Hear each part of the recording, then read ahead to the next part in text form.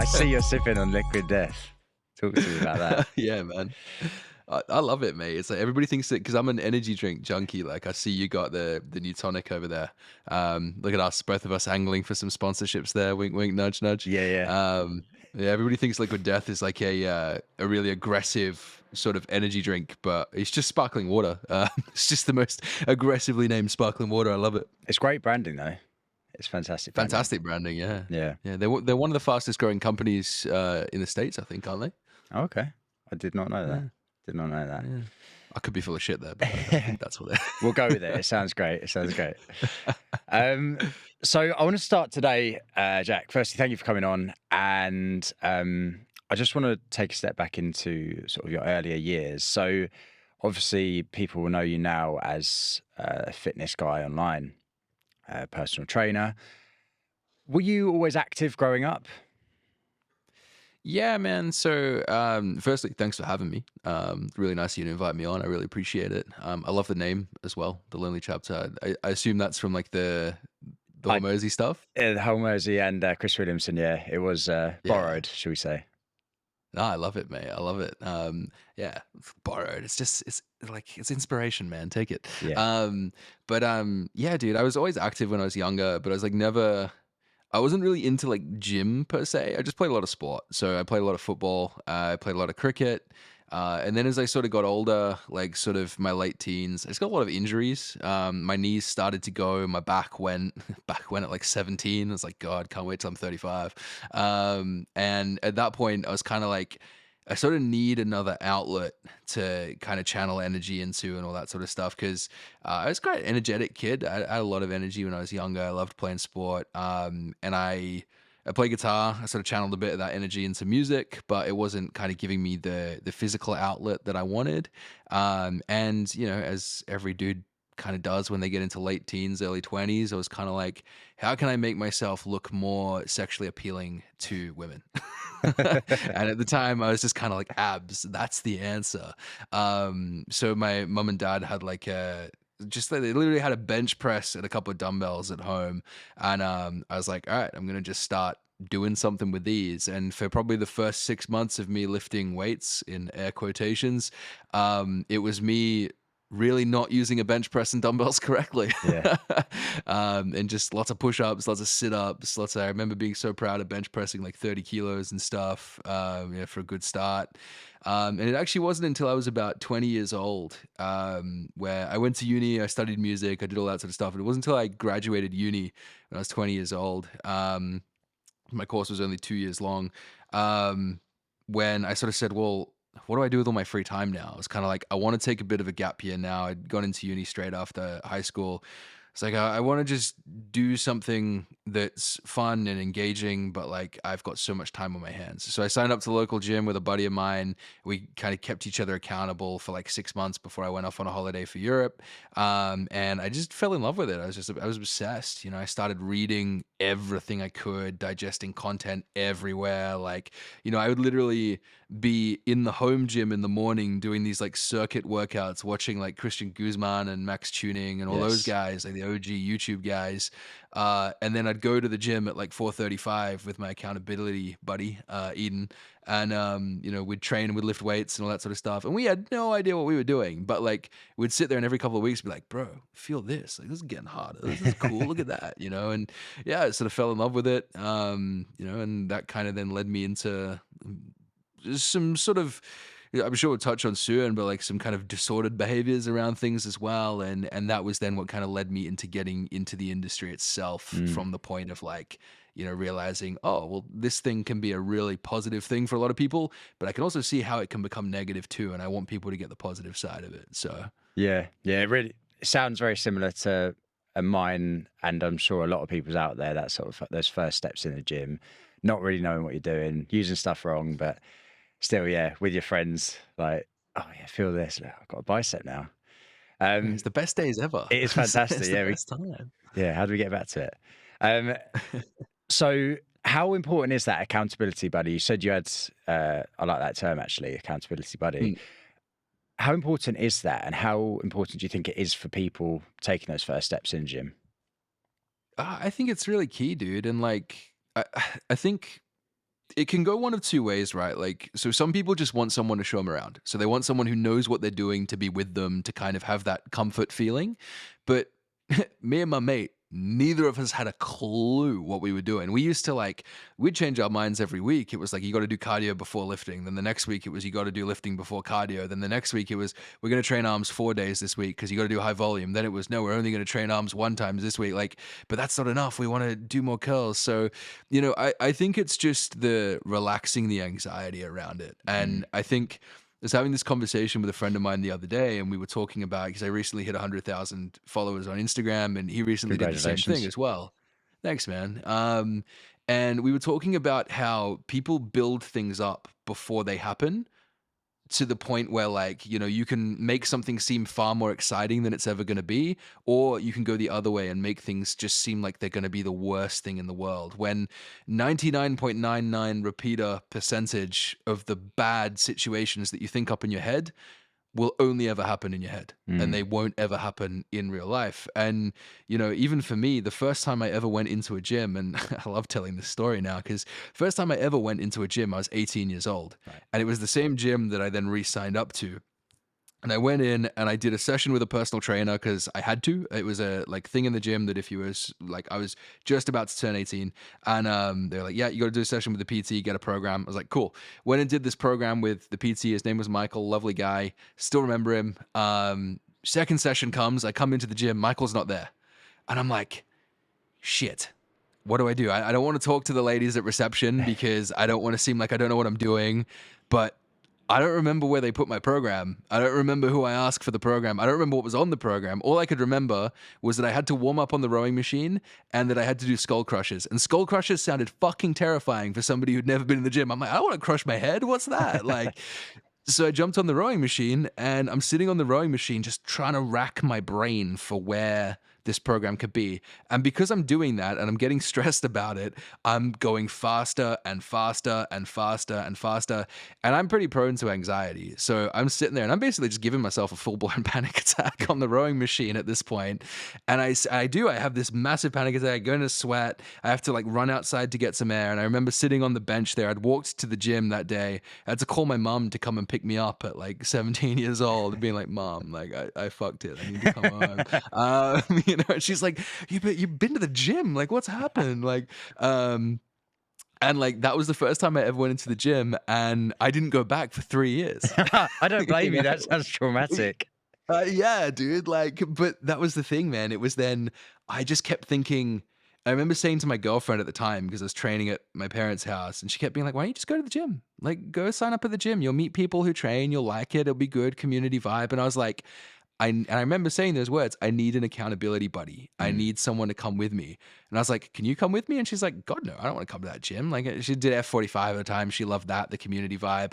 I didn't want to do that because I thought box jumps were like the worst thing ever. So I was like, I need an accountability buddy. And it was only when it got to like the football off season that my mate was like, yeah, I'll come train with you.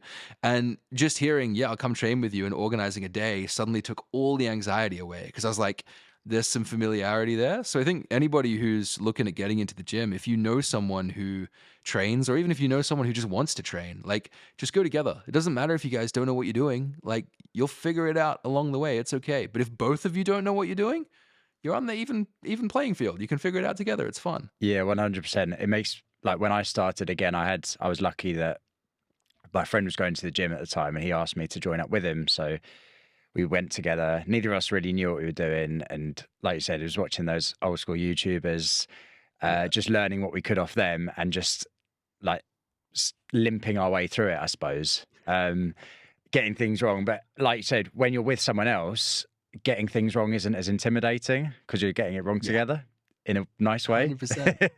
But yeah, you start 100%, to man. learn, you speak to people in the gym who've been there longer, and it's a helpful community normally, depending on the gym, I suppose.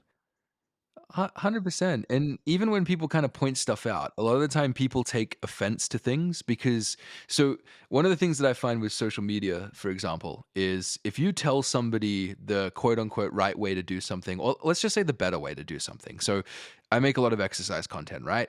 If I see someone doing an exercise and I think, oh, that's pretty close, but they're complaining about shoulder pain. So here's a better way to do it so that you don't get the shoulder pain and you grow your back or you grow your shoulders or whatever. A lot of people take offense to it because they think I'm saying you're wrong, therefore you're dumb. And it's like, actually, no, no, no. I'm trying to tell you good job at what you've done to figure this out by yourself, but here's how you can now level it up and you can do a little bit better. And I think people always need to kind of reframe that a little bit from they're just telling me I'm wrong Mm. to no, they're telling you how to be quote unquote right, or just at least how to do it slightly more right.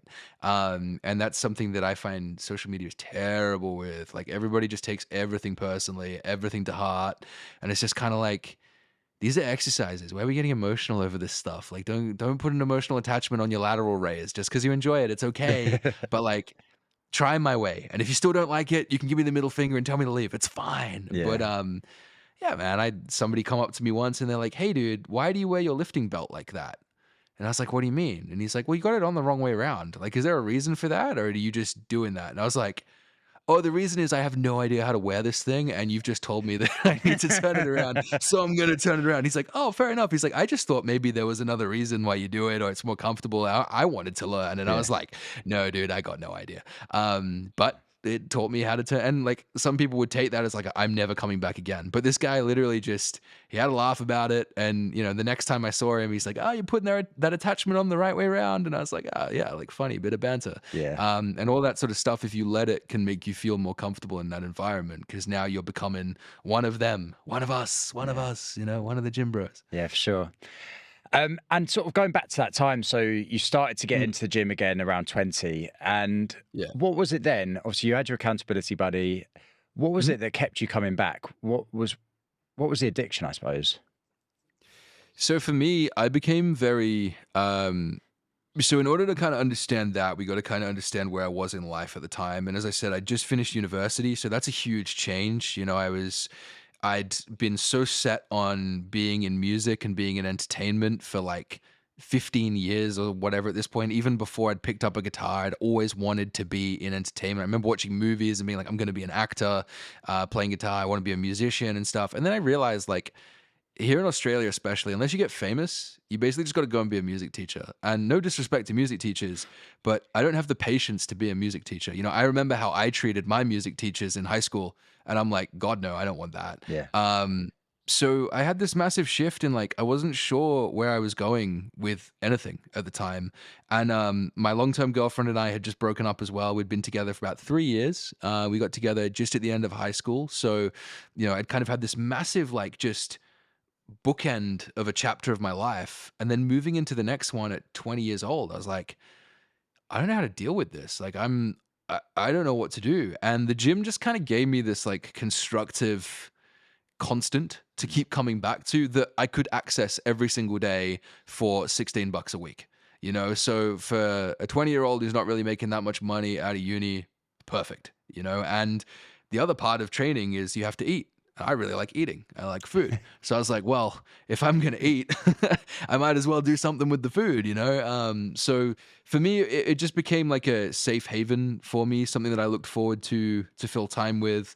And then the results kind of became addicting. Like because I wasn't working and because I wasn't studying, I was getting a lot better results than a lot of other people because they were working, they were studying, they were doing all this sort of stuff that took up so much of their day. I was tracking macros, watching YouTube videos, going for walks, training, and then if I had to fill some more time, I'd watch more YouTube videos and study more on fitness and stuff in my own time. So it just became this all obsessive, all encompassing kind of thing that I just wanted to know everything. And like to the point where I would literally be like, get on Instagram and just DM everyone who would listen, sort of thing. And most of them didn't. So I just kind of go around in circles again. But yeah, man, it just basically filled a void at the start. And then it became something that I loved and I really enjoyed. And then the results became addictive. And I just really became obsessive over every aspect of it. Mm. So touch on that obsessive part because you mentioned earlier there Mm. was an element of that sort of came into it. So where did that take you? So I have quite a obsessive personality. It's why content-wise, people say to me, "How do you post so much?" I'm like, "'Cause it actually makes me feel like shit if I don't post." Like, "How do you stay on top of your business stuff?" It makes me feel like shit if I don't work. I hate switching off. I hate doing that, which is something I gotta work on real badly. But, like, in the fitness side of things, as I said, I didn't have huge amounts going on, and because I was getting in shape and I was hanging around with a lot of people who didn't train, I kind of adopted the nickname Six Pack Jack from a group of my friends. And this was a very it's a very innocent nickname. It was funny, people would kind of like be like, ah, washboard guy and all that sort of stuff. But it started to get to the point where like I'd go to parties and stuff and I'd go to events and people would be like, lift your shirt up, let's see it, Yeah. and it sort of became something that I started to worry like, do people like anything about me other than how I look like? And instead of having the emotional maturity to look at that and go, well, no, I've known these people before I started training. Like they like me. This is just them joking. They're like, oh, this is like a carnival attraction because someone's in really good shape. We don't see this very often. Like, it became something that I kind of made my whole personality. And I was like, well, if that's the case, if people only really like me for how I look, then in order for girls to like me, in order to make new friends, in order to kind of do anything, I need to look a certain way. So it gives me something to talk about with people. Mm. So I became obsessed with maintaining this certain look, which, like, uh, for reference point, right? Like, I'm about 90 kilos now, 91 kilograms, which for anyone listening that deals in pounds is kind of like 198 pounds roughly. It's almost 200 pounds. I got to the point where I was like 70 kilos and I was absolutely shredded. It's about 155 pounds, absolutely shredded. To give people the gory details, I was 21 years old, not waking up with an erection in the morning. I was basically exhausted by 1 p.m. every day, despite waking up at 8 a.m. Mm. I was absolutely cooked. My hair was starting to I have very thick hair, but my hair was starting to get a little bit thin. I was noticing like chapping on my nails and all this sort of stuff. I was obviously becoming quite nutrient deficient because I was so obsessed with food being numbers. Mm. And I didn't care for anything other than macros and being shredded. And to maintain that level of body fat, I was doing 25 to 30,000 steps a day. I was finding any excuse to move. I was then like playing football a couple of times a week as well. I was training sometimes twice a day, at the gym. Yeah, I remember one of the receptionists looking at me at one point being like, "You in again? Like this is two a day for like the last week. Like what's going on?" And like, it was an innocent enough question, but looking back on it, I'm kind of like, yeah, you're probably a little bit concerned about what was going on. Um, and then, as is always going to happen with stuff like that, I hit the red zone. I hit a wall Mm. really badly. And my behaviors went from disordered eating to full blown eating disorder, And I don't ever go into detail on these podcasts about the behaviors and stuff because I know it can be triggering for people and all that sort of stuff. But I was in a really, really bad place. And I talked about going away on that holiday in the middle of the year when I was 21 years old. And basically, the plan for me was to move to the UK for like at least 6 months. I went over to visit my family with my mom, dad, and my brother. We went and did a little bit of a Euro trip. And then the idea was that I would stay longer and I'd spend more time with because all of my other family is in the UK. So all my grandparents were over there, Right. my uncle and Yeah. aunts and stuff. And I got about 3 weeks into kind of being there by myself, and I had an episode of some of these fairly self-destructive behaviors that led me to basically be sitting on the bathroom floor at my nan's house crying to her being like, I want to go home, I need to go home, I need help, I'm scared, like this isn't normal, like and I got the first flight that I could home. Only time I've ever flown business class. Just like it was that was nice. The one positive The coming one, out of it. yeah, one positive Um, silver linings. but I had to, I came home and the first thing I did when I got home was I sat down with my parents and I was like, I know you guys know what's been going on with the behaviors. You've seen it. You've done your best to kind of stop it from happening, but it's not stopping. I need help. And my parents are very supportive. They're very like forward thinking. Straight away, they were like, all right, therapy. Like, you need Mm. a therapist. You need to go and get diagnosed with whatever this is, because at least if we have something for it, like we know what it is, then we can attack it and we can. My dad's very pragmatic. He's worked in finance for 40 years. He's a very Yeah. like straight and narrow. Where there are questions, there are answers. We solve them sort of guy. And he was very like, okay, well, we get this sorted. So I did. I went and found a therapist, really good therapist. Saw him for 3 years, pretty much, up until COVID hit. And at that point, I was kind of in a much better place with all this sort of stuff, and I was kind of just lost track with him and everything. But the one thing that really helped me with that was that he refused to actually specifically diagnose me with any one thing. He basically said to me, "Look, you've got tendencies of these eating disorders." And there were two or three that I really fit a lot of umbrella categories. But he's like, "You're very like." If I diagnose you as something officially, you're going to take that and you're going to carry that around with you because you really like to do that. You've done that with your whole six pack thing.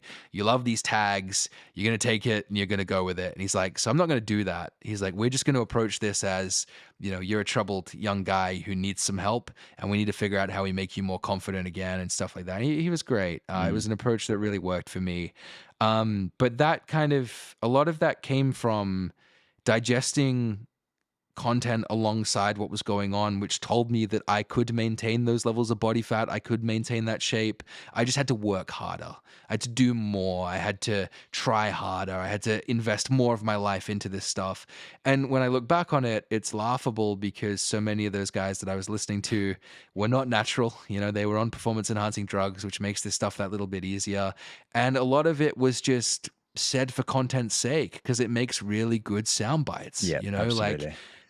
you run a podcast, someone says something, sometimes you're like, yeah, fucking oath, that's the one. I mean, I'm getting that, I'm clipping that. And we all do it. I do it for my content and everything. But like, when it's stuff that people say thinking they're being really motivating and stuff, when in reality it's kind of like, actually, these are really disordered behaviors for anyone who's not in, for example, a physique sport or whatever. And a physique sport in itself is, I coach physique competitors, but it's a disordered behavior in itself, Yeah. a lot of this. So for me, it was very like, yeah, I looked at a lot of the content. I was like, Jesus, I was like, people are going to keep doing what I'm doing. People are going to end up in my shoes. People are going to end up where I am. And, I don't want people to have to deal with this, but I knew I wasn't smart enough and I wasn't emotionally mature enough to go and do like a psychology degree and go into that side of things. I was like, I can't help people when they're already here because I get too emotional about this because it's something that's happened to me. I have too much of an emotional tie to this. Mm. So I said, well, I fucking love training. I love fitness. I love seeing what fitness can do for people. Why don't I be the intervention before people get to this point? Why would I help them when they're already here? If I'm going to get emotional about that and probably not help them, why don't I just try and be the gate that stops people ending up here? Why don't I work with people and tell them what does work and what is going to help them have a balanced relationship with food, with self-image and all that sort of stuff? So literally as soon as I had that thought, I got my PT qualifications booked in. I went and did my PT qualifications. Here in Australia, it's a joke. It takes you 12 weeks to be a qualified Right. PT. I think in the UK, it's probably the same. Yeah. And straight away, I was a qualified PT at 22. I started working in the gym that I'd been training at, and I was like, all right, I'm gonna try and help people do things the right way. And at that time, I still didn't really know what the right way was. I just knew that that's what I wanted to do. Yeah. So I was like, all right, I'm going to do this and I'm going to learn and I'm going to figure out what the right thing is for people.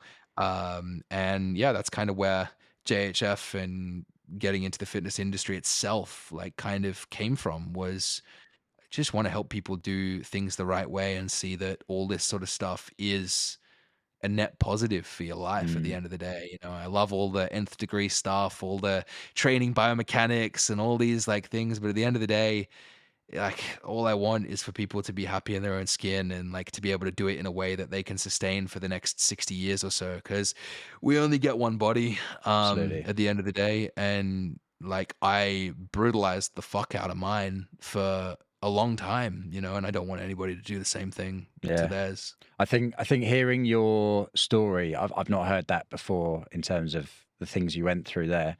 But now knowing that, I can see the way you come across in your videos, the way you approach it is quite different because you're very sort of education based. I Mm. can see that coming through now in terms of your you want people to make the right decisions. You want to educate them why. It's very scientific. It's not like going for viral clicks or anything like that, like some people do. So yeah, I can 100% see that. And thank you for being so honest with your story. That's really, yeah, it's interesting to hear. Um, Yeah. so obviously, then that's your sort of journey into training. So you're now training people. You've trained people in sort of different aspects of fitness. Obviously, you said you've Mm. done stuff for physique competitions as well. At what point did you decide to take it online? What was that decision for you? I'll give you one guess that shut down like 95% of the planet. Yeah, to be honest with you, the reason I went online was necessity through COVID, like genuinely. The gyms shut down. I had clients that I was training in person coming to my backyard to train and stuff, but then there were others who weren't comfortable. So I had to find an alternative to keep people moving. But I had always kind of had online coaching in the back of my head from watching those guys like Christian Guzman and stuff, because that's what they did. You know, they didn't train people in person. And Christian, you know, like I don't really watch any of his content anymore. I don't pay attention to what he's doing anymore as much, but he was a huge inspiration to me back in the day because I looked at him and I was like, this is a guy who's jacked and looks great. You know, he's got a hot girlfriend, all that sort of stuff. Cool, like life goals for a young guy. You know, got the cars in the house and stuff. But he's also, you know, building these gyms to give people a place where they can come and feel safe and train and enjoy it and have a good time and all that sort of stuff. Putting on events for people. I remember his like summer shredding is like a transformation category and stuff. And he's one of the first places I ever saw that where I was like, that's so inspiring. Um, and on top of all of that, he was making content to then help anyone that he couldn't speak to in person. So there was always a part of me that was like, online would be cool. I'd love to be able to help people everywhere. I just never really thought it was kind of possible at the start, essentially. And then, yeah, COVID hit, started making a little bit of content because I started training with my old coach, Mark Carroll, who's been pretty much my single biggest kind of like guiding hand in this industry and in business, in fitness, in life. You know, like hopefully he'll listen to this at some point. He always tends to listen to these and stuff, but like, you know, he's generally been like the biggest inspiration for me and one of the main reasons why I'm able to do what I do, because I started training with him and I'd be like, hey dude, what do you think of like getting into online? And he'd be like, yeah, why wouldn't you? Like, it was just straight down the middle. He's like, "Yeah," he's like, "I can do it, you can do it, like, go for it." He's like, "It's just gonna take time." You know, and so I started making some content. It was terrible, it was awful. I look back on it and cringe. It's in my archive now, my Instagram, but it's still there to remind me. And then my best mate at the gym, Jesse, who actually did a podcast this morning with this on talking about this because he just hit 100K as well.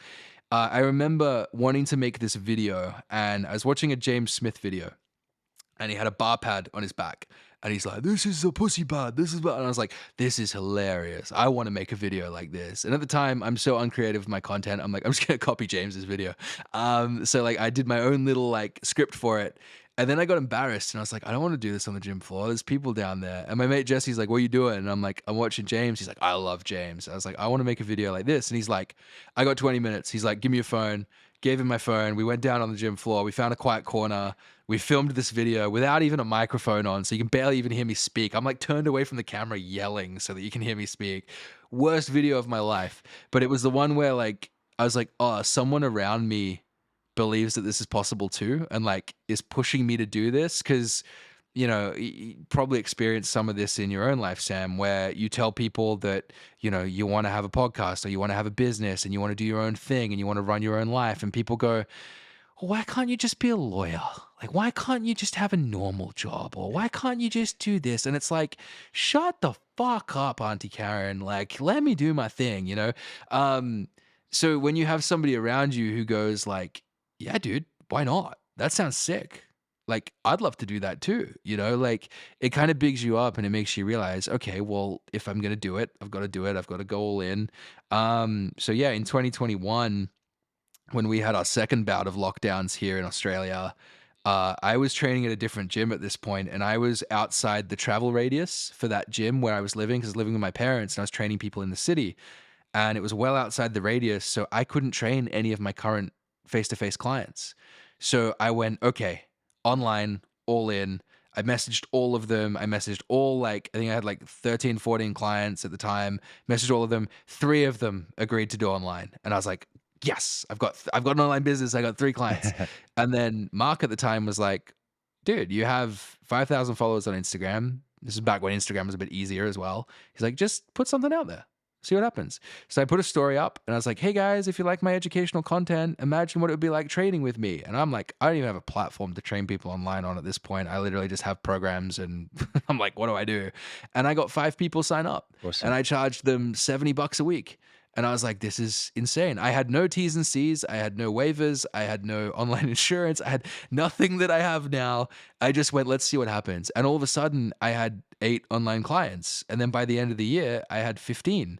And then by the start of the next year, I was quitting face-to-face training at this like big box gym that I was Mm. in to go to a smaller boutique studio to do 10 hours a week because I now had 20 online clients. And I was like, I'm making more money online than I was face-to-face because I don't have to pay rent online. I don't have to do this. I don't Don't have to have do to that. travel, all of it. I don't have to travel. I don't have to do any of this. I don't have to wake up at 4:30 in the morning just to see if someone's going to show up. I don't have to message people for no shows. So I moved to this like boutique gym. I was like, I'm only going to take on 10 hours of PT and that's it. And that got filled by 3 clients who were doing like 3 hours a week each sort of thing.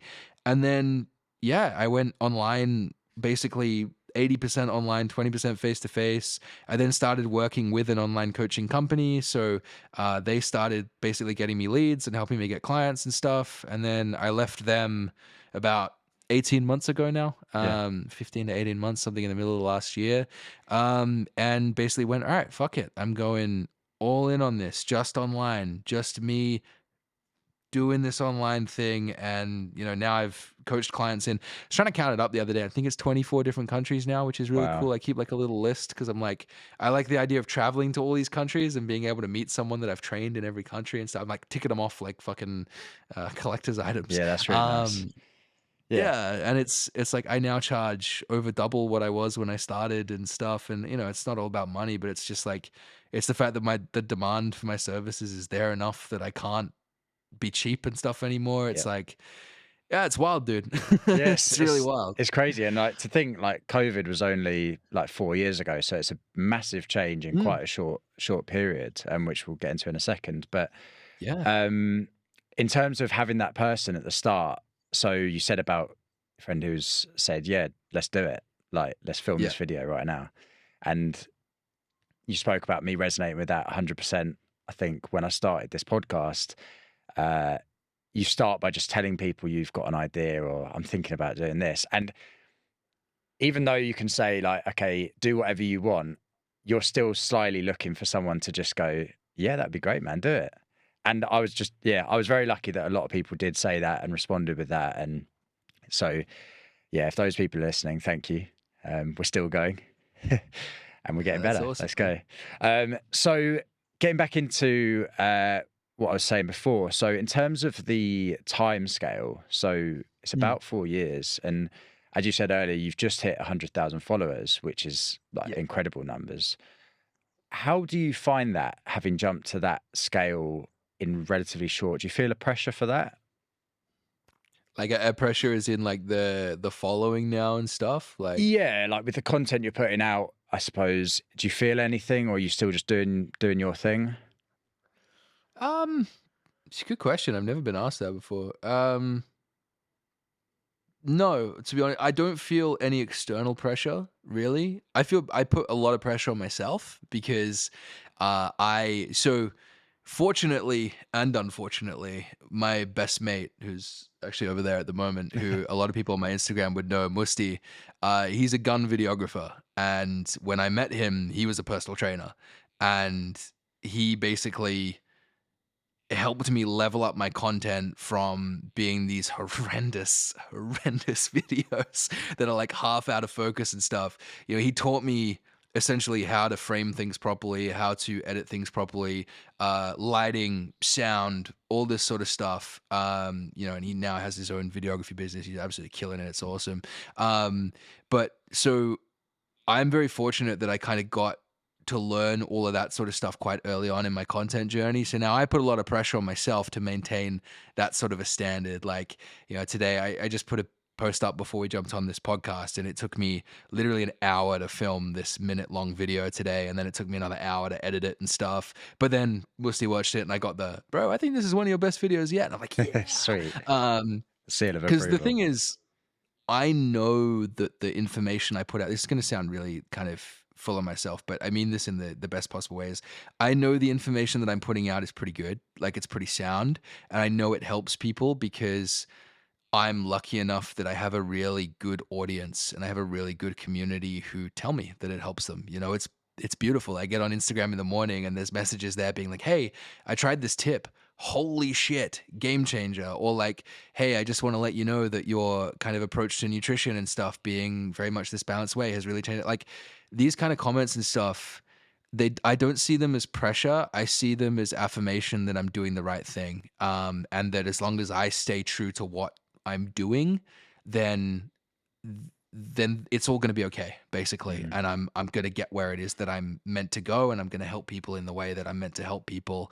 Um, is it still fucking wild to me to have 100,000 followers? Yeah, it's insane. You know, do I take it for granted? No. Like, genuinely, the fact that even a year ago, man, I would be complaining that I wasn't getting enough views on a video or whatever. And, you know, like a year later, I'm sitting here and I'm like, I used to complain because videos wouldn't get over 5,000 views, for example. And the video I posted this morning did that in 12 minutes. And I'm like, this is ridiculous. Like, you know, so yeah, I definitely don't take it for granted. And to me, it's just unreal that there's that many people who resonate with the message and who find value in it. And as long as people find value in it and they resonate with it, I'll keep doing it and I'll keep trying to grow. But even if I never gained another follower, as long as the ones that I've reached at the moment, you know, I keep having to remind myself that every time that I kind of get annoyed that things aren't progressing as well. I have to be like, dude, there's 104,000 people who've seen enough value in what you bring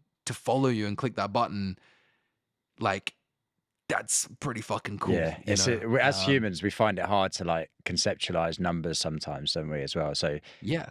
you look at it and you're like, I know that's a lot of people, but my mind can't comprehend quite how big that is. And I liked what you said in there about as well. Uh, you said you don't see it as pressure, you see it as an affirmation that you're doing good stuff. And Yeah. that's sort of like a reframing thing that I've spoken to like previous guests about. And I suppose it's the story you tell yourself outside of it's easy for you to look at that two ways, and you've chosen obviously the way that benefits you, benefits Mm. your mindset, and keeps you doing what you're doing. But in terms of your content, I think the educational way that you do stuff is what resonates with people. I think there's a big push into that sort of side at the minute.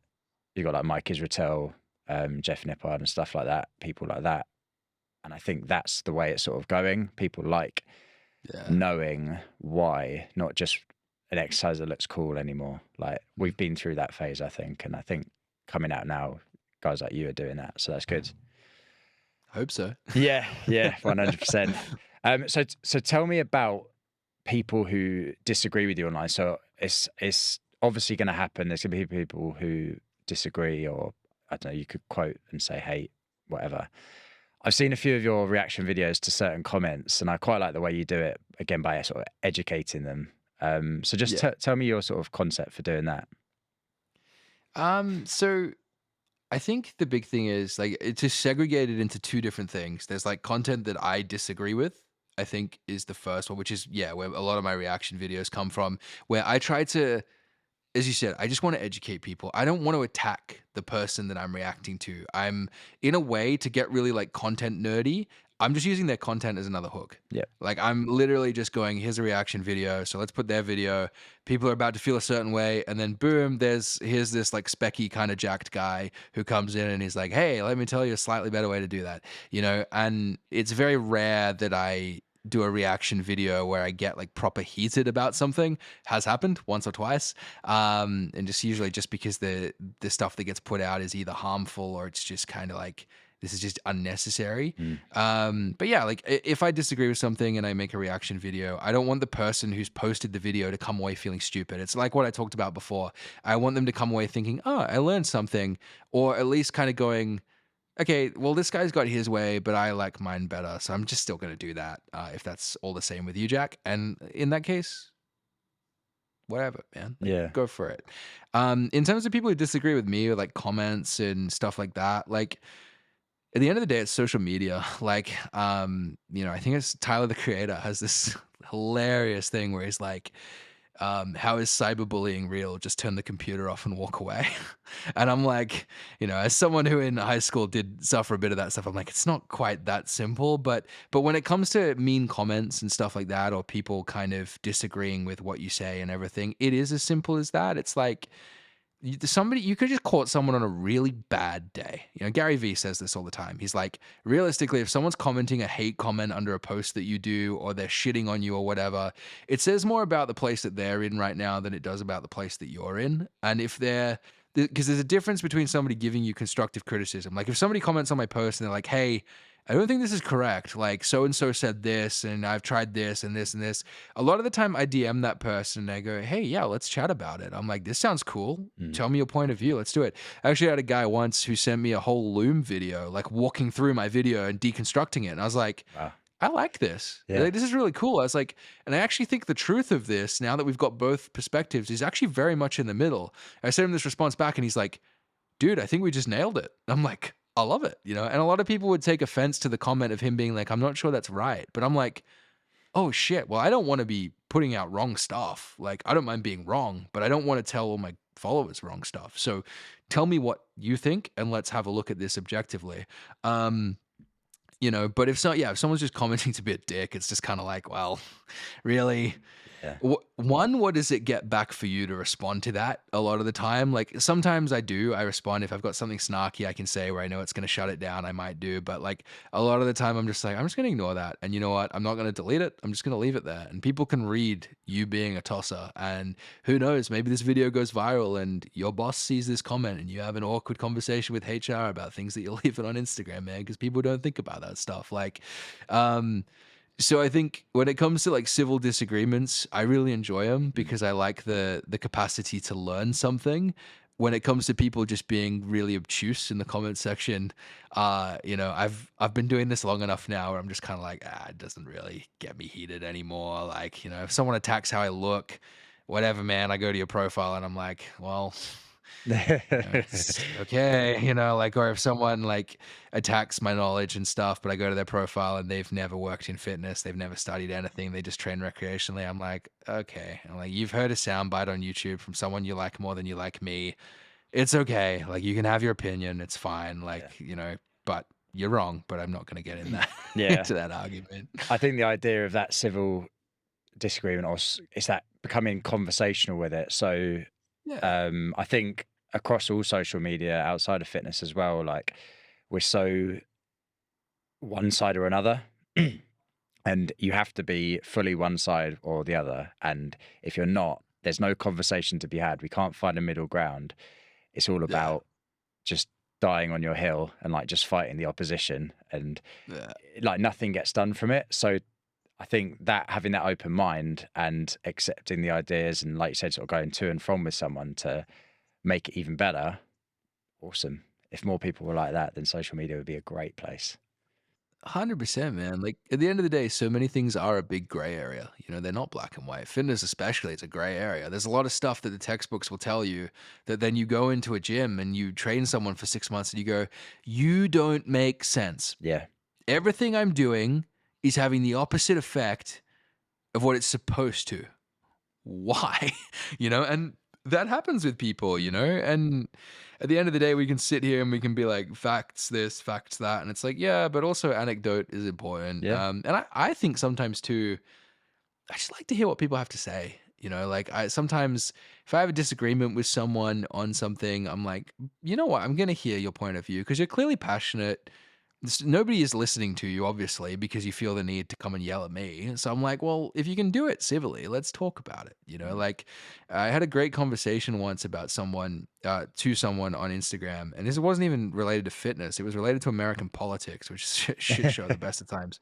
But I'd made a comment about how I don't love Donald Trump. At the end of the day, like I try and stay out of politics as much as I can. I was like, I don't love Donald Trump, and this person messaged me and they're like, he's not been as bad as people say he is. And I'm like, okay. And then we had this conversation about it, and in the end, I could see exactly where they were coming from. They were basically saying like, yeah, a lot of the social side of things has not been great. Like, in America is like fighting each other and stuff, but some of the other things there's been positives. And they were like, objectively, when you weigh things up, it's like this and it's like that. And I was like, yeah, okay, I can see your point of view. I was like, I don't agree with 100% of it, but I like that you respectfully came at that. You brought me some facts, you brought me some numbers and stuff. And I'm like, okay, I respect it, And I just wish more people could be like that with all sorts of opinions. But I always liken it to, I don't know if you follow a football team or anything, but Yes, yeah, I do. yeah, who do you follow? Uh, Tottenham for my Oh, you're a Tottenham sins, fan. for my It makes sins. sense, London. Like, Yeah. yeah. So I'm a massive Liverpool fan. Okay. But like, if I was an Arsenal fan, we'd be sitting here and we'd be like, I immediately don't like you now. Like, what's going on? Over a fucking football team. It's like, but that you've got to have that black and white, like, hatred of each other sort of thing. Whereas, like, for me, I can sit here and go, yeah, Liverpool are having a great season, but like, I look at Tottenham and I'm like, I'm going to be scared when we play you guys in a few weeks' time because you guys are always really, really good. And you got some great players. I'd I love to would be have scared. Heung-min Son or James Madison. Like, yeah. but I am like, Yeah, we I get we you. came to your gaff last year and it was the most traumatic 90 minutes of football I've ever watched. And like, you guys got great players. It's like, I can have that objective view of it. It's like, Yeah. subjectively, yeah, I don't like Tottenham. Like, I like Liverpool, but objectively, it's like, but you can recognize good football. And I wish we could do that with everything in life, but unfortunately, most people can't Yeah. with anything. So I it's think like, that's the perfect example as well, because I get that a lot. Like, so anyone who knows football will know that Tottenham are probably the hardest team to support because there's always expectation and there's nothing on the other end. So yeah, a few years ago, I took a step back from the emotional involvement in football, and so I'm not fussed. I was never fussed about rivalries anyway. But like you yeah, said, when you tell people you're a Tottenham fan, if they're an Arsenal fan or a Chelsea fan, there's a little like, it's like, don't judge yeah, me as a person. Like it doesn't change who I am. But it's a really strange little thing that we've got our team and we have to think other ways about other people just based on one thing. yeah, But yeah, let's have more conversations in the world, I think, is the takeaway there. 100%. So going into sort of like some takeaways for people listening in terms of there might be people listening who are trying to build muscle. Mm. Um, what are some of the main sort of misconceptions about building muscle that people might be missing? I think the biggest one is they think they have to just stuff themselves and force feed. We know that's not true now. We have like a fair amount of research that's coming out that kind of suggests, you don't need to eat as much as a lot of these old school bodybuilders tell you need to, and people kind of miss the whole link between these guys are on performance enhancing drugs, so the things they do, a lot of these things are going to work kind of regardless. They're doing this and they're getting a lot of progress kind of despite what they're doing rather than because of what they're doing. Mm. And a lot of them are a lot better now, but like, some of the old school advice, especially, terrible. You listen to some of the things that come out of like Arnold's mouth and it's like, yeah, he's a genetic freak who took performance enhancing drugs. Of course it worked for him. So I think the first one is force feeding and stuff. Like, I wouldn't go anywhere near that. Most people, if you eat your maintenance calories, which is the amount of calories that you need to maintain your current weight, and you add about 5% to that, generally you're going to be okay. Just do it for a long period of time. Second thing, leading off that, is muscle building is an excruciatingly slow process after you're finished with your newbie gains phase. So please take your fucking time when you're trying to build muscle. Stop trying to build as much muscle in 4 weeks as possible, getting really fat, getting scared of gaining body fat, and then cutting again. Like, give it time. My best results with clients usually come from them spending 9 to 12 months in a surplus at a time. We just do it incrementally and we aim to gain a very small amount of weight per week. And we also don't use gaining phases as an excuse to just go and eat everything you want all the time. You still try to pay attention to, like the 80-20 rule I really like, where 80% of the stuff you eat, single ingredient whole foods that are good for you, 20% of the stuff you eat, really good for the soul. You like it, you enjoy it, like for me, for example, before this podcast, I ate a Turkish Delight bar. I know that's a very controversial chocolate choice, but I like Turkish Delight, so I had one. And then I'm gonna have steak and salad after this for dinner tonight. That's how I live my life. I like it. I enjoy it. I have balance that way. The third third thing? Yeah, I think I'm on third thing. Yeah. Whatever. The next thing, numerically, whatever value we're on. You guys listening to this, you just got to train harder, man. Like so many people do not train hard enough, and they train to like. There's a running joke in the fitness industry: training to mild discomfort, and I love that saying so much. And that's where a lot of people are at. And it's like you don't have to bone crushingly destroy yourself every training session to make progress. But you do probably have to train to the point where you start making some less than savory facial expressions, where you do start to question what dimension you're in. Yeah. And you do maybe need to realize you probably should go pee before you start your working set rather than trying to hold it, like those sort of things. And it's training to within what we call like 2 to 3 RIR, so 2 to 3 reps in reserve, meaning that if you were to take a set of squats and you were to go all out to the point where you couldn't stand up anymore, that would be considered muscular failure. We want to stop the set probably 2 reps before we hit that, because then we have all these what we call stimulating reps, which come towards the end of a hard set, which are the ones that really matter the most because they have the most amount of significant tension placed on the muscle. They're the ones where you slow down as you're trying to move the weights, like a bench press. You're pressing it up and it's involuntarily slowing down. You're like, oh my God, am I going to get this? Those are the reps that matter. But hanging away from completely failing and dropping barbells on your head and all that sort of stuff just minimizes the risk of injury and also helps you recover because you need to recover between sessions. And I think then the last thing I would say that's a very common misconception is that you probably don't want to be training every single day. You will get more out of training 3 to 5 times a week than you ever will out of 6 to 7 times a week. And that was a really hard pill for me to swallow a few years back because I loved training every single day. I was like, sleep is for the weak, rest is for pussies, blah, blah, blah. But it's true that, the best results I get with clients are generally the clients that train 4 or 5 times a week. They train really hard and then they rest and recover and they take their time to do that. I myself train 5 days a week, but like, one of my days is I injured my knee a few months ago. One of my days is very fluffy, rehabby sort of stuff. So really, it's 4 hard workouts a week, and that's about it, really. So to kind of TLDR that, don't go on a dreamer bulk because you don't need to. A small surplus is always going to win. On top of that, make sure that you're spending enough time trying to build muscle. Don't try and cram it all into the one go. And then also make sure that you train hard enough because if you're going to do that, that means that you don't have to train as many days a week. You also don't have to do as many sets in a session, and you can kind of condense things, focus more on quality over quantity. And if you don't know who I am before this podcast, I'm sure my Instagram will be linked down below. You can come get some tips off that because that's literally all I do. I'm the biggest training nerd, and it's basically my entire personality, which makes dating very difficult. Yeah, that's a really nice little overview of a few of the things that people will probably be suffering with, and a lot of the time not even knowing it. So I think hopefully that will help 1 or 2 people at least.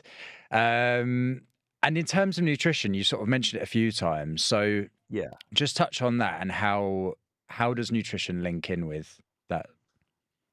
So, in terms of building muscle, one of the key things that we need are amino acids, which we get from proteins. You may have heard the typical like protein is the building block of muscle. Yeah, and it's true. So if you want to build muscle, you need to be eating ample amounts of protein, which everyone used to think was like 3 grams per kilogram of body weight, which is insane. But I used to do that myself because that's what everybody thought. It's now probably more like 1.7 to 2 grams per kilo of body weight. So again, I mentioned before, I'm 90 kilos body weight. I eat roughly about 180 grams of protein a day minimum. And that's not like weighing a chicken breast and seeing that it's 180 grams of chicken. That's 180 grams of the macronutrient protein. And if you're confused on what that is, just Google macronutrients. You'll find a really good explanation for that on Google at the top of the search. It's okay. Or again, come follow me on Instagram. I'll explain it for you. DM me. We also require enough calories to be able to perform. Okay, so when we look at calories, calories are a unit of measurement that we use to measure energy from food. So anyone who doesn't know that, it's kilojoules, right? It's the heat that we take out of food. It's a measurement. We need calories to perform well. And if we want to build muscle, we need to perform well. We need to be progressing. Even if it's not every single week, it's every couple of weeks. We're seeing increases in the amount of kilograms that we're lifting or the amount of reps that we're doing with the same kilograms.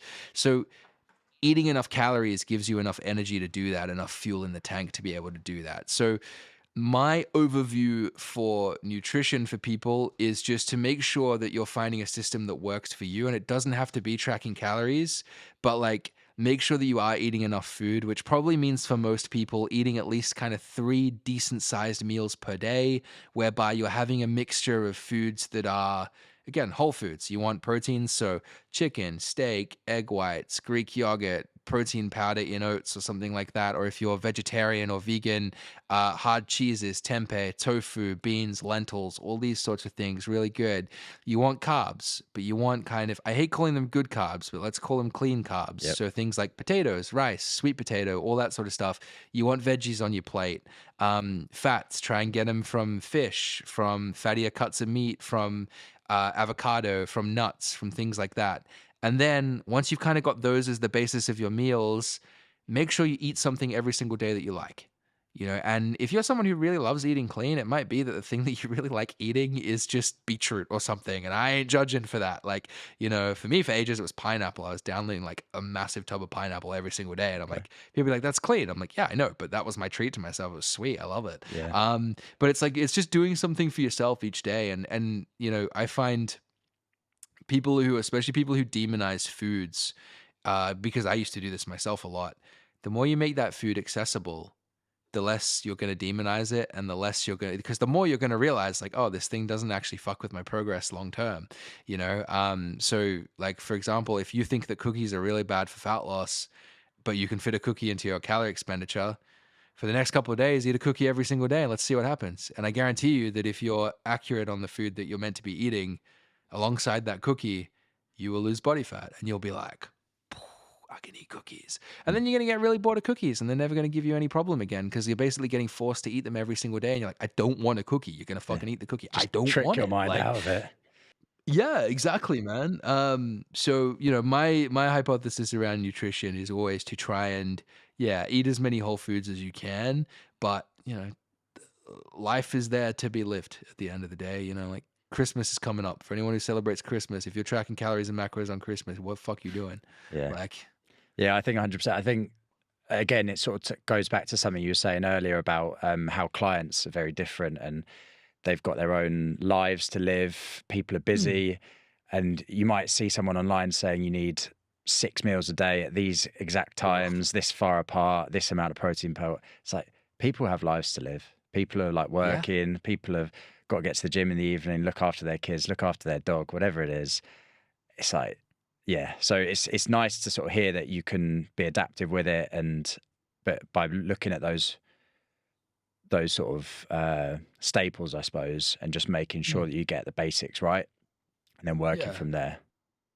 Adapt is a good word. I like it. Yeah, and I think with like the cookie thing as well, just understanding that they what is it they say, like there's not bad foods, but Mm, there's like bad habits, I suppose, or bad decisions. If you're continuously yes. eating the a thing multiple times, that's when it becomes a bad thing. Yeah. And if you're giving it power too, if you're giving it power over your emotions, so if you're getting emotional, you're getting stressed, you're getting upset, and that's making you turn to food, and then that food is making you even more angry, even more upset, even more stressed because now you feel like you've become less of a person because you couldn't resist the food, that's when it becomes a problem, Yeah. like, tell you what, like, this is just making me want a cookie though, I can't You lie. have a cookie with your steak after this. One more thing for people to take away potentially. So, if we've got any like sort of beginners listening, or people just starting out, or people who Yeah, are sort of inspired from this to then take that first step into a gym, yeah. how can people make sure they're doing these exercises with the correct form from the offset if they're only learning from online stuff?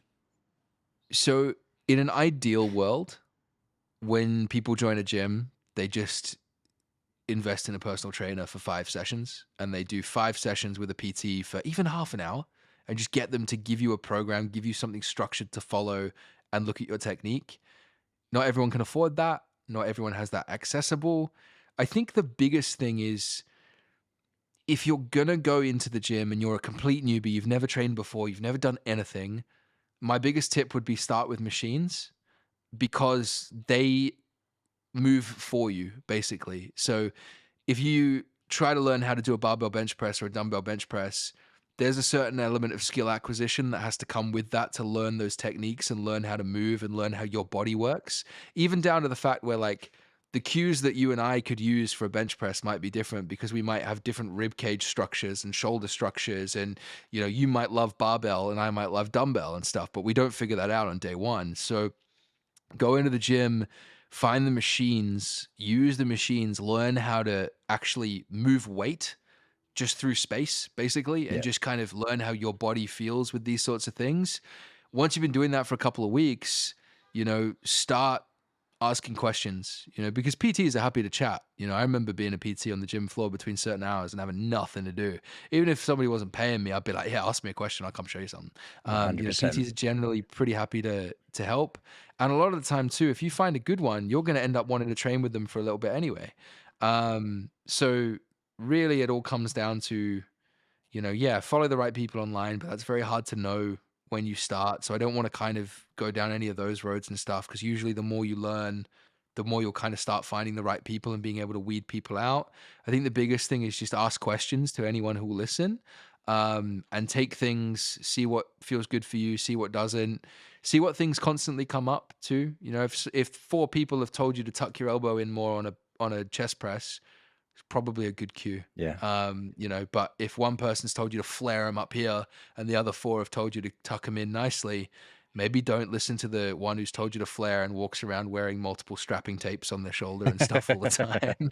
um, Yeah, I think from my time as a PT as well, and working before that as a gym instructor, one of the things that yeah, I always wanted people to do was come and ask me questions, like you said, yeah, and if people couldn't train with me for financial reasons or whatever, I can still give you pointers. And yeah, if you've got a program that you found online, fine, absolutely. But if there's an exercise on there you don't know or you're unsure of, like just feel confident going up to a PT or even the person in the office. If they have that qualification, they'll be able to help you as well. yeah. And just ask if they can just take 2 minutes out of their time to just go down and show you how to deadlift or something, because it's so much, there's so much worth in getting it right first time and learning the correct technique, I think. 100%. And I think the only other thing that I'd add to it is just don't expect to get it right for a while. You know, at the end of the day, like we're all still figuring this shit out, you know, like I look at any aspect of life that you put goals behind, it's like, you know, James Smith puts it really well. He's like, none of us are born knowing how to do any of this stuff. It's not pre-programmed. We have to figure it out as we go along. And that comes down to every aspect of life. It comes down to relationships. It comes down to friendships. It comes down to, I got my cat down here screaming I at could me hear because that, he's hungry and stuff. yeah. Like, you know, and it's like, I had cats when I was a kid, but I didn't have to look after them. My parents did. So I get a cat and I'm like, how many times do I have to wash this guy? Like, how many times do I have to take him to the vet to get his teeth cleaned? Like, what's the protocol for all these things? You know, like, and you sort of sit there and you go, yeah, okay, I don't know as much as I thought I did, but that's cool because you can learn. So training, same thing. We're all figuring it out. I've been training in gyms for, you know, nearly 8 years. I've been coaching people all around the planet, and I still learn something new every single day. And every time I take on a new client, and you know, that's part of the fun of it. And if you can accept that as part of the challenge, you're never going to go wrong because you'll always find something new and novel to enjoy with it. Yeah. Yeah. Yeah, so that would be my biggest piece of advice. Yeah. Awesome. You can apologize to your cat on my behalf. We won't keep you too much longer. Get some food in a That's all minute. right, mate. I think he just wants to get on camera, bro. He's just like, "Where's Yeah, my let it podcast, happen. Let it man?" happen. Uh, so bringing it sort of round to the end. So in terms of the fitness industry, so it's changed a lot and there's a lot of different sort of pockets of it, I suppose. Yeah. How do you see it going in the future? And what have you got planned for it, I suppose? So I was having this conversation with a mate of mine a couple of weeks ago because we were lamenting kind of the rise of this like low ticket, very blanket kind of approach that a lot of people are taking now that they have bigger audiences. You know, $10 a week for my quote unquote customized programming that I send the same program to fucking everyone, Yeah. or $1 a day for this. And I'm like, there's nothing wrong with those services, but I think what we're losing a little bit as an industry is people. want to get results. You know, they don't just want to get better at training and get better at, like, they want to get something out of it. And we both know that in any aspect of life, it's very demotivating when you put in effort and you feel like you're getting better at something, but you're not actually reaping any reward whatsoever.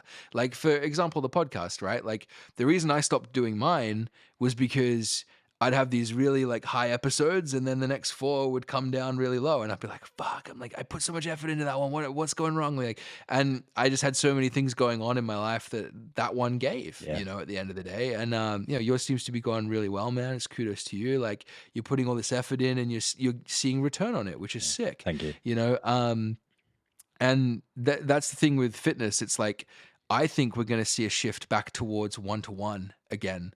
But I think because the sort of economic situation in a lot of countries at the moment is quite cooked. Like, here in Australia, for example, you go into Woolworths, which is our supermarket, and go to buy blueberries, and it's $9 for 100 grams of blueberries. Wow. $9, man. That's like £4.30 or something like that for, like, you know, That's 100 grams of phenomenal. blueberries. It's ridiculous, dude. And they're not even nice. They're like half moldy, like, you know, they're gross. And that's the cost of living over here at the moment, is insane. So I think it's going to move to this kind of like one-to-one service that's just slightly less personal, in terms of like where the coaching side of things is going. And to me, that's kind of cool, because I think it's going to allow coaches to take more clients on, and I think people are going to become a little bit more independent and less kind of reliant on their coach and stuff. It's more going to be a touch point, which is cool. Could be completely wrong there, but I do think that's making a comeback, because I do look at a lot of the clients that I work with nowadays, and a lot of them have tried the lower ticket, the challenge, the program, the this, the that, the training groups, and they've been like, yeah, I saw cool initial progress, but then I needed someone to help me take my results to the next level and to kind of keep progressing and keep moving forward. Yeah. And that's where the one-to-one kind of comes in terms of like content and all that sort of stuff. I think you're right. I think people like the kind of science-based stuff a little bit more. Oh my God, sorry. I'm just gonna grab. Oh, come here. Oh, There you go. Get your little cameo. You want to meow into the microphone? But yeah, so like, I do think people really like the scientific stuff, but I think there's going to be more of a market for the science stuff, not dumbed down, but simplified a bit for the layperson, which is what I try to do. You know, I tried to be get stuck into biomechanics and stuff. And then I realized, like, I don't understand this on the same level as someone like a Jeff Nippard or a Mike Israetel. I don't sit here and read studies for fun, you know, like, so to me, as much as I understand these principles to a really like decent degree that works for me and my clients, I'm not out here trying to win plaudits from Jeff Nippard or anything like that. You know, like, if he saw a post of mine and was like, "This is cool," I'd be like, "Oh, fangirl." But you know, at the same time, it's like, that's not my ideal client avatar. You know, and I want to make content for people who need me, rather than people that I need, you know, to get a response from, which I don't need that. So, I think content wise, we're hopefully going to see a bit more like of people only growing when they talk on camera and they can actually speak about a topic. Because I think a really good way to pick whether someone knows what they're doing or not is, do they speak to camera? And if they don't speak to camera, it means they probably don't understand the topic enough to be confident enough to make that kind of that kind of content. And they'd rather just chat GPT a caption and put like a trending audio 7-second clip or something like that can get lots of views and churn out. You know, and I think, yes, okay, some people start there and they evolve, cool. But if somebody's got like 1,000 posts and none of it is talking to the camera, you've never heard what they sound like, they don't show up on stories, they don't do Q&As, they don't speak to anyone, that's fishy as fuck, man. yeah, I You agree. know, so I think the industry is moving in a good direction as a whole. I think there's a lot of odd bods, to put it nicely, in the industry. A lot of like, you know, I think the low of the industry has maybe never been lower, but I think the high of the industry and the average message that coaches and trainers and people who actually work with people put across is in a really good place. And I think Yeah. the industry is in decent hands at the moment. Fingers crossed, hopefully. I could be wrong, and we could end up in like complete fitness apocalyptica by 2026, and who Yeah. knows, Yeah, we'll man. check in But in a couple of years, see how your prediction played yeah, out. yeah, we'll rewind this podcast, and I'll have fucked it for everyone. I jinxed everyone. No, I think you're right. I think as well what you say, like the low is lower, but the high is higher. Like I think it's Mm, almost like like a audio wave, and the peaks and the troughs have just got bigger. But that when people are looking at that top and then the average, it is getting better. And I think you're right. I think that it sounds like a good prediction in my opinion. I'm not going to add too much to it, but yeah. So bringing it into the end. So something I've started to do at the end of my episodes now is ask my guests to leave a question for the listener. So Mm. it doesn't have to be related to the episode. The idea is that like I enjoyed listening to podcasts, and one of the things I liked doing was going away and having a conversation about Yeah. what I was listening to. So could you give the listener a question that they can take away, and they can ask a family member, a stranger, a friend, whatever it is? Ooh. What would you get them to ask? I would say go up to someone who you genuinely would find this interesting with. Maybe someone who, I don't know what your audience demographic is, but someone who's potentially thinking of starting a new project, or they're starting or doing something, or even they're thinking of asking that girl or guy out or whatever. Like they wanna do something, but they're scared to cross the line. I would say go up to them and ask them, hey, if in the next 12 months you could do one thing with no negative side effect, but it was only going to be positive, it was only ever going to work out, what is that thing that you would start today to make sure that you got there in 12 months? Because I always find the answer to that question absolutely fascinating, because that's where you then hear like people's like deepest business ideas You hear and the their dreams, content that don't they you? want to make that they don't. Yeah, Yeah. dude, so yeah, I think that's what I would want the answer to. Yeah, I think that's awesome. I think that's, yeah, like you say, that's where you hear people's dreams when you take away the negative side effects, which is normally what stops people, is Mm, the negative thoughts. Oh, well, I don't want to put myself online because this person will say that. It's like, who cares? They can say yeah. that, but 10 other people will say, I'm really liking what you're doing. So, yeah, good question. I like it. So to finish off then, how can people find you online? So if people want to follow, keep up to date with what you're doing, where is that? Just Jack Hallows Fitness on Instagram. So Hallows spelt like the Deathly Hallows Harry Potter book, Nice. Hallows. Yeah, I always get that. Yeah, all my links are on Instagram. So if you want to connect with me, come find me on Instagram. I am hopefully starting YouTube soon. Musty's probably rolling his eyes over there, like, yeah, you've been saying that for the last 3 years. But yeah, like podcast is there. Anything like my free training split guides, my free glute guide, all that sort of stuff is there. Online coaching links are there. I still do one-to-one online coaching if you'd like to come and work with me. You can find all the links there. Yeah, it's probably just the best place to go. It's like the Sweet. one-stop shop for Awesome. all things Jack. I will. Yeah, I'll link it down below anyway, Love and that. everyone can go down and find that. So yeah, thank you so much for coming on. I've really enjoyed it, and hopefully people have taken a lot away from today. Mate, thank you very much for having me. It's been an honor. Yeah, it's been my pleasure. So for anyone listening, if you have enjoyed the episode, please do share it with at least one other person who you think will find value from it. If you haven't already, subscribed to the podcast wherever you're listening, rate the show. It really helps as well. And you can follow me on Instagram, and that is at Lonely Chapter Podcast. And lastly from me, thank you for listening.